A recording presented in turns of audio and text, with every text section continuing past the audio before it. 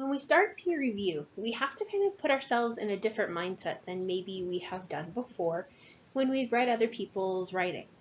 So the big question is, where do we start? When we're thinking about peer review, and we're going to read a little bit from Lundstrom and Baker's article, It's Better to Give Than Receive. We want to start with global issues. Now, we want to kind of think about global issues in a certain way. Global in this case is not, the world itself, but we want to think about global in terms of the way that we're looking at the big picture, the whole piece of writing itself. So when we review our classmates' writing, when we receive it for the first time, what are we thinking about first? Well, we're thinking about their ideas. In a way, you want to first review the assignment prompt. What is it that the actual piece of writing is trying to do? So we're thinking about looking at that bigger picture, that global picture of what they've written.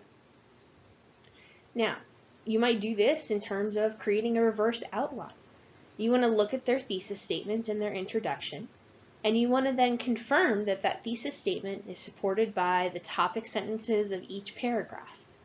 So what we're doing in this way is we're kind of thinking about the big ideas, the big kind of concepts they're talking about. Does it respond to the assignment prompt properly? Does their thesis statement give us a clear picture of what their whole essay is going to talk about? And then when we think about the topic sentences in each of their paragraphs, do each of those fit their themes? And do those themes connect back to that main idea, the assignment prompt, their thesis statement? We then want to confirm that each of the sentences support the topic sentence in each paragraph. This means that they've given us examples that support that main idea of the paragraph, and that those are also helping to support that main thesis statement, or what it is that we're trying to talk about in a main piece of work. We also want to confirm that there are transition sentences or transition ideas that connect each paragraph to each other and the thesis statement. So that's a way of kind of thinking about the question cycle that has that circle back to the main phenomenon. So when we start out, what we're doing is we're kind of reverse engineering what they've written. And if everything makes sense, if everything is connected, that means that they've done a really good job with the global aspects of their writing. And that global aspect is the most important part of what we do. Now, that might not be the same as what you have done before. Before, you maybe have looked for grammar mistakes, or you've looked for unclear sentences or things like that. But those are not necessarily what we're talking about when we talk about global issues. So we're looking at the work as a whole. How does it all connect? How do their ideas connect to each other? And do they make sense? The next part is then we finish local. So we'll begin global, we're looking at the whole picture. Now we're looking at the components. So instead of just looking at the whole, we want to see how those components are expressed. So this is essentially, we're reviewing their ideas. Now we want to look for, in terms of local issues, or local problems, or even local successes, we want to see how the writer has expressed them. So this means that we're thinking about the language that they've used. Can we understand what their thesis statement is trying to say? Can we understand their sentences because they're very clear? That means they're not confusing. That means that they have simplified things. This is a place where, if you have a person who's having issues with run-on sentences, or if you yourself are the kind of person who struggles with run-on sentences, this is that place where we're checking to see that it's not too long, too complicated, and that everything is clear and understandable. You also want to think about whether or not they've used the appropriate formality. So this means that they have a clear meaning and their vocabulary matches what it is that they're trying to do. Last, we want to look at grammar. As long as the grammar doesn't obscure the meaning of the sentence, which means that, the grammar mistakes are something that make it so that it's hard to understand what it is they're trying to say. That then translates also from global and local. So this is where these two kind of overlap. because if the grammar is in such a way that we can't understand what their idea is, then it becomes both a global and a local issue. And that's going to be true as you're doing your peer review. You want to kind of think about, if it's something that's not clear, or if something is confusing, or if they're using a word that doesn't seem quite right, you want to make sure that you're giving them a suggestion as far as the way that things look and how they appear and how they're understood, to make it a little bit more understandable if it's not. If it is something that is clear and the meaning is very understandable, then this is something that you can also use as an example to maybe go back to your own writing and make those changes. Now, there are also two kinds of feedback that we give. We have positive and constructive, sometimes called negative. We want to make sure that we're giving both positive and constructive feedback. This also tells the reader, in terms of positive feedback, what they're doing well, how they've met the goals of the assignment. So this is why it's important to have that writing prompt and kind of the information that is required of the assignment available to read as you're going through someone's paper. This is also a way to show them what they've done so far in terms of doing things well. Now, giving positive feedback is also useful for you because it can be a place where if they didn't do something quite as well as they did in another place in their paper, you can say, okay, this part is not so clear, but back here in paragraph 4, you did a really great job of explaining it. You want to do that same thing you did in paragraph 4 down here in paragraph 7. And this is a way for you to kind of go back and forth with their feedback. And they know that, okay, I did a great job here, and I can use that as an example for my own writing. So it's also something as you're going through and you're learning from other people's writing, you can steal their strategies. Now, we have that whole thing about plagiarism, don't copy other people's work. But we can definitely learn from each other and copy each other's way of doing something. So note what things they've done well as you're going through their paper, because this is a way that you can go back to your own and start to apply what you've learned from their writing. Now, with constructive feedback or negative feedback, this is something where you've identified a part of your classmate's writing that doesn't meet the goals of the assignment in some way or another. So if that's the case, you can refer them back to the assignment prompt. You can say, this doesn't quite tell me what I need to know.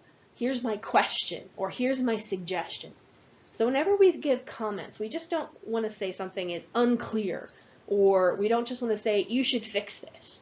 We always want to say, here's how I would fix this, or you can ask them a question for clarification. So we always want to give a suggestion about how we would fix, alter, or change that part of the writing. So I'm sure all of you guys have gotten feedback from a teacher or from other classmates that didn't seem helpful. I think one of my most frustrating moments whenever I get feedback from a teacher, especially when I was in first year composition, where they just wrote unclear, or they wrote this needs work. Okay, if I had known how to do it the first time, I would have done it that way. So we always want to try and give our best guess about how we might fix that in our own writing to the person that we're reviewing. Now, they don't have to take your suggestion, and this is going to be true when you get feedback back from your classmates and from me. But you want to always think about, okay, if the reader was having trouble here, I might need to fix something, not necessarily the way they suggested, but I need to fix it in some way to make it a little more easily relatable or understood. So we want to use, again, whatever the writer has done as an example for improving our own writing. So if you see something that's an issue or see something that's unclear in someone else's work, you can go back and look at yours to see if you've done the same thing that they had done and take your own suggestion. We also want to think about what's the difference between revision and editing. So revision matches that global concept. We're looking at the overall structure of a piece of writing, and it should always be done first. So this is because they're larger content-based changes. And the reason we do this global check and the revision check first is because we might be changing something significantly. So we don't want to look at the local issues before we look at the global, because that might not stay in their writing. So if you're saying this whole paragraph needs to be fixed, or you need to add more information about your ideas, then what they will have to do is create something a little new or completely change something. With local issues, those are only going to be important if you think that that person needs to keep that part of their writing. So this is the editing. Now this is looking at the components of language, how they've said things, their vocabulary, their grammar, their sentence length, and it also looks at how those ideas are expressed. So these are smaller changes, and they should always be done later in the review process, because you don't want to spend time fixing their grammar in a sentence you don't think they should keep, for example. This is something where it saves you time in the review process, but it also saves them time trying to figure out which changes to make in their draft. So if you give the suggestion to one of your classmates when you're reviewing their paper that they should change this paragraph and here's how, you don't want to fix the grammar or you don't want to fix the vocabulary in that particular section, because they're going to have to change it significantly to make their ideas better. And this is why you want to prioritize looking at the ideas first and then looking at the smaller parts of their writing. Now, I do this the same when I am reviewing your work as well as the teacher. I oftentimes will spend between an hour and 3 hours working on one student's paper. So this means that I'm reading this a few times over. So first, I don't change anything. I don't look at changing or revising or editing anything in someone's paper. I just read it to make sure that if I look at the whole piece of writing, can I see what they're trying to say and what they're trying to get at? Then, my second read through, I start doing the revision and the global issues and looking at what they've done in their writing. Once I've done that, I go back and I read it for a third time, and I address the local issues and the things that they should be editing in the parts of their paper that they should keep. So this is a way to kind of think about approaching and doing peer review. So when we're thinking about the commenting that we're looking to do, when we're thinking about the changes that we're asking them to make, we want to make sure that we go from large to small. So we're going from global to local. Now, when we reflect on performing peer review, this means we want to think about, what writing looks like and how we have done a certain activity. So that means when we go back through and we're looking at the different people that we've reviewed, what have we learned from them? And then how will it change or help us adapt our behavior in the writing process? So what is it that we need to kind of think about and learn from other people? So it's important to note what you have changed or fixed in someone else's writing. So you'll be putting this into, your own notes. You'll be thinking about this as you go back through your own draft and you're working on it to finalize it. And this is also a way to think about how to enhance our behavior in the writing process. And when we talk about enhancement, these are the things we're already doing well, but we might need something else a little bit more specific that we're learning from someone else to better what we do well already. Now, this is something that, when we're asking someone to also reflect on the comments we've given them, it's, how have we asked others to change or adapt or enhance their writing? So this is something where overall, and when we give kind of those summarizing comments or summative comments at the end of our peer review, we want to say, okay, here's what I loved about your paper. Here's the things that I think you could, change or adapt.